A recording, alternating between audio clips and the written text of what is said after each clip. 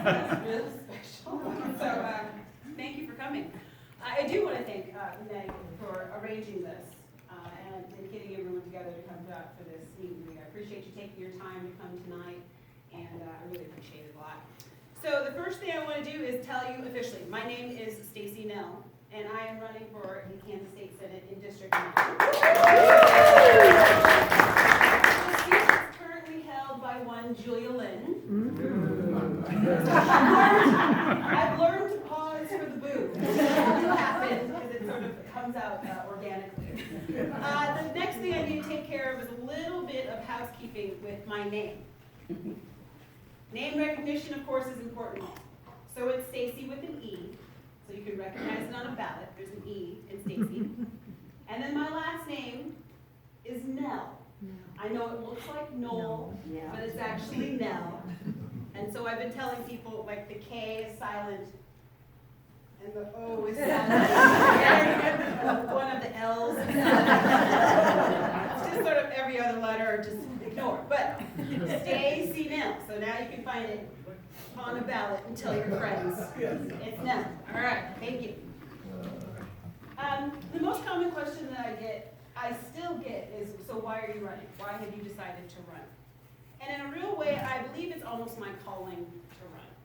I come from a family of activists. My mom is here today. So from my great-grandfather, who was born a slave and then became the first African-American to graduate from KU School of Law, to my grandfather, who was a World War II vet who ran a successful trucking company in Kansas City, Kansas, to my parents who took part in protests on their college campuses in the 60s. I was raised on the axiom that we didn't get this far just to come this far. When 2016 happened, I felt as if the floor had disappeared beneath me, and it was like I heard a voice tell me, it's your turn. I took that to mean it was my turn to get more involved. So I started going to protests, visiting elected office officials, and in 2017, I took the plunge to become a precinct committee woman, and then ran for the position in 2018. When the official ask came for me to run for Kansas Senate, I knew it was my turn to jump into the flow of history and keep this American experiment moving forward. I'm a product of the Midwest. I earned my BA in art history from the University of Iowa and a teaching certificate from the University of Kansas. I've worked as a sign language interpreter in the Blue Springs South High School and also taught math for 4 years in Kansas City, Kansas. I've lived in Olathe for 17 years with my husband Troy, and we have 2 daughters, Elazne and Matea. They would be here except they'd be turning cardinals. A little bit about Senate 9. So we have this nice big map. Bring that out. If you're familiar with Senate 9, I think most of you live in Senate 9, but if you don't live in Senate 9, it's a rather large district. It's 130 square miles. So I've been told just buy a lot of good shoes. I'm going to be walking, I'm knocking a lot of doors, wearing off the tread on my yes, all of this yellow. All of that yellow. Most of the people live in this little Olathe. It kind of curves around Senate 23. But then it does pick up DeSoto all the way to the county line and down to the north half of Gardner. So it's a lot of space. Definitely a lot of space. There are just shy of 42,000 registered voters in the district. And on paper, it's kind of daunting because just almost 20,000 of them are Republicans, 10,000 are Democrats, but there's like 11,000 unaffiliated. Okay? So my task, if you know a Democratic precinct person, thank you, and I'm counting on you to knock on the Democratic doors. My task is to get all those unaffiliated, to try to find as many of those people who are persuadable Republicans and try to convince them to, come on over to our side. I will take a second to mention that Brandon Woodard is here, and I will also take a second to mention that Brett Parker is here. And Brandon overlaps me right about in this area. I don't overlap with Brett, but he's still a great guy. And I'm glad that he's here. But, just to deviate from my page for a second, to say that I'm grateful for the support, right? And the fact that Brandon and I share precincts in this yellow bit. We are working together to make sure that we keep his seat solid and that we can pick up votes for me in the same area. So there's just a side note that I love the Democratic Party because there's lots of working together going on. And the fact that I don't overlap with Brett, and yet he's here. So that just, I think it's cool. Okay, thank you. That was totally an aside. Thank you, Brett and Brett. Okay. So my team has been working on this particular speech for a while. We've been trying to get the wording right and figure out what to say. But I feel like I need to, given the past week that has happened in the legislature, sort of cut to the quick on a couple of things. Right now, Republicans control the Kansas legislature. The House is only 1 seat away from breaking the Republican supermajority, and the Senate is several seats away, but District 9 is one of the more vulnerable seats. There are 11 Democratic senators, and we need 14. When I was deciding to run, I binge watched Loud Light. Are you familiar with Loud Light? Okay. I binge watched Loud Light covering the entire 2018 legislature year. And I saw how Medicaid expansion failed by 1 vote. The Republicans then suspended the legislature and sent everyone home, rather than risk it coming to a vote again. And it may be indelicate to admit this, but we just need more boots on the ground. Democrats need more people in the room. It's going to sound strange, but I feel like we need a more evenly divided government. By that I mean more balanced numbers. Discussions across the aisle and working for compromise is not a bad thing.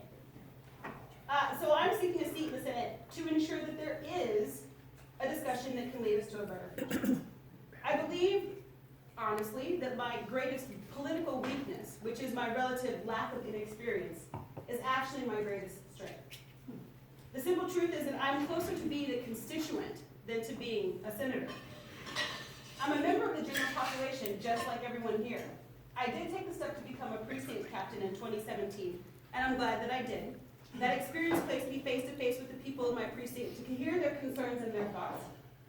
And in all the conversations that I've had since then, and especially since running, because I've had a lot more conversations, I'm hearing needs about the people who live right here in our neighborhoods. I've had difficult conversations about divisive subjects, yet in the end I found more common ground with people who may not have thought that common ground existed. Starting this campaign, I've reached out to experts in many fields to help me get up to speed on the issues. From CAPER's board members to unions and leaders in the fire department in Olathe, from regional directors of the Kansas Department of Children and Families and discussions with current legislators, which have been very helpful. I'm committed to be a quick study so that I can be an effective legislator for District 9. I do have some priorities. Education is obviously a priority. I'm committed to ensuring that Kansas has a fully funded education system that provides our children with the skills they need to succeed in the workforce. Healthcare is obviously a priority. The people of Kansas deserve access to quality healthcare.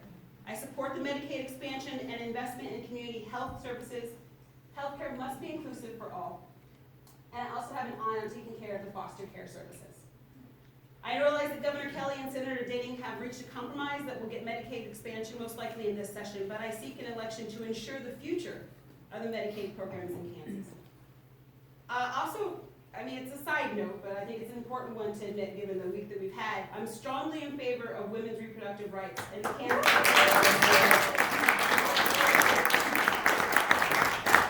Women's personal autonomy, bodily integrity, and the right to exercise self-determination. That's a whole other speech. I was just like, no, just one second. Just pull it in.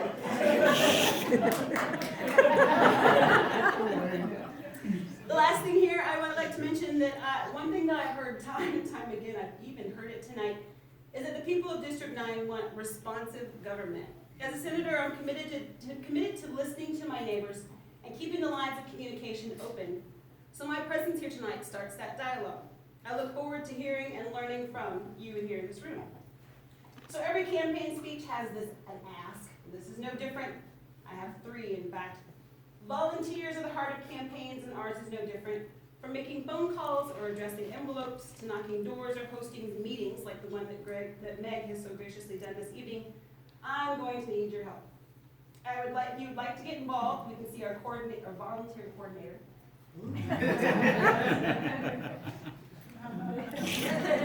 If you'd like to host a meet and greet, Carolyn is here. Oh, she's back there by the door. Carolyn is the meet and greet coordinator.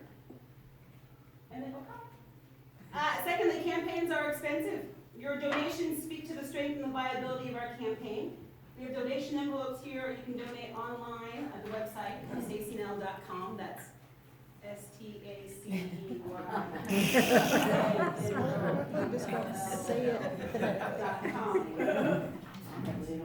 Because maybe donation is the thing. Lastly, I ask for your vote.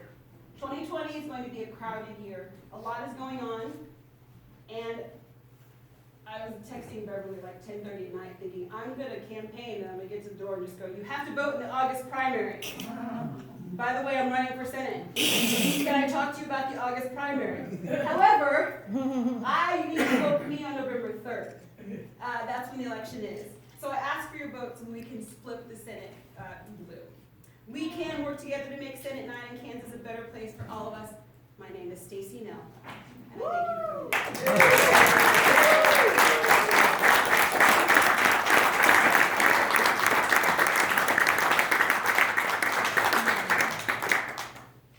So, if you have any questions, can't promise you that I can answer everything because I'm learning a lot very quickly.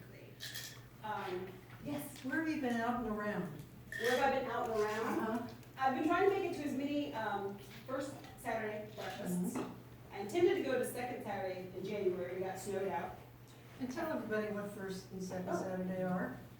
The Johnson County Democrats host a first Saturday breakfast not far from here at the Price Chopper off Woodland, Yes. and like 101st Street, just not far from here. Second Saturday, they host one at Lucky Brew Grill, which is a little further north.